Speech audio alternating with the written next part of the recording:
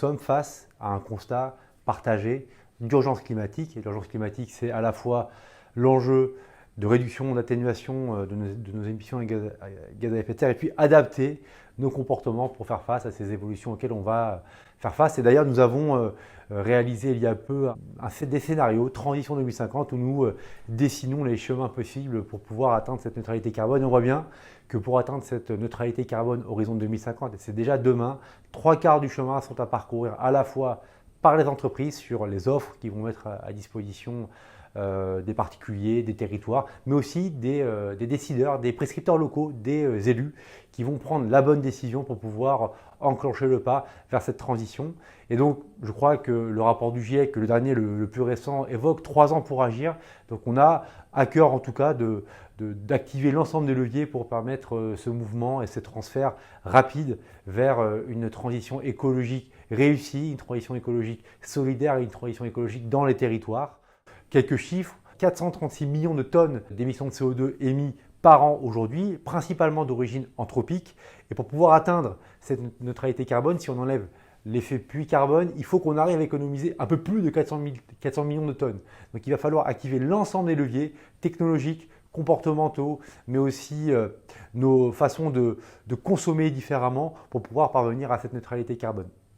Et tout cela, l'ADEME, pour y parvenir, a déployer dans ces dispositifs un champ d'action extrêmement large, à la fois des actions autour de la transition énergétique pour essayer de verdir notre énergie en faveur des énergies renouvelables essentiellement, renouvelables thermiques ou renouvelables électriques. Cela va par le soutien au développement de la production de chaleur ou encore au déploiement des réseaux de chaleur ou encore l'accompagnement de projets éco-citoyens en faveur des projets d'ENR électriques sur l'ensemble de la France. Nous avons également des actions autour de l'économie circulaire et des déchets. Dans ces actions, nous avons à la fois des projets qui ont vocation à réduire la consommation de ressources, la production de déchets ou encore optimiser le recyclage. Et pour cela, nous agissons en amont, à la fois auprès des particuliers, des entreprises et des collectivités locales à revoir leur modèle, en l'occurrence sur les entreprises, comment intégrer l'éco-conception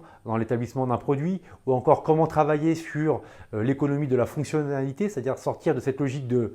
extraire, produire, jeter et on recommence à plutôt cette circularité qui permet de réduire justement, comme je le disais tout à l'heure, la production de déchets.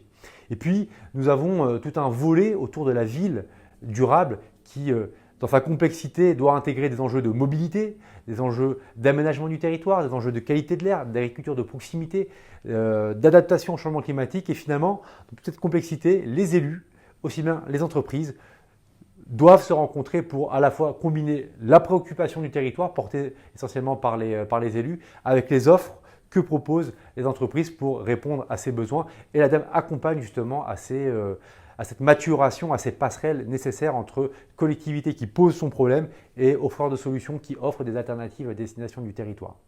Et donc pour tout ça, pour toucher ces collectivités et ces élus, nous sommes ravis de pouvoir mettre à disposition sur la plateforme VTED une série de dispositifs, d'outils en accès libre et gratuit dans un premier temps, à la fois ces simulateurs, donc DataGir, qui est une base de données en accès libre, en open source, qui permet directement via un code source d'intégrer sur votre propre site internet une série d'informations pour simuler vos impacts sur l'environnement dans vos transports, dans votre alimentation, dans les déchets ou encore ce qui concerne le numérique, donc une série de simulateurs ou encore l'outil Nos Gestes Climat qui est incorporé à DataGir qui vous permet de manière individuelle ou en groupe de faire des simulations sur le chemin qui reste à parcourir pour réduire ces émissions de gaz à effet de serre en vue d'une neutralité carbone horizon 2050. Et puis, nous avons aussi la possibilité de mettre à disposition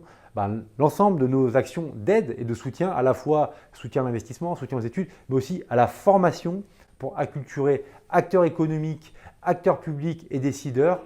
aux enjeux de la transition écologique pour qu'eux aussi prennent le pas de l'action et provoquent cette accélération.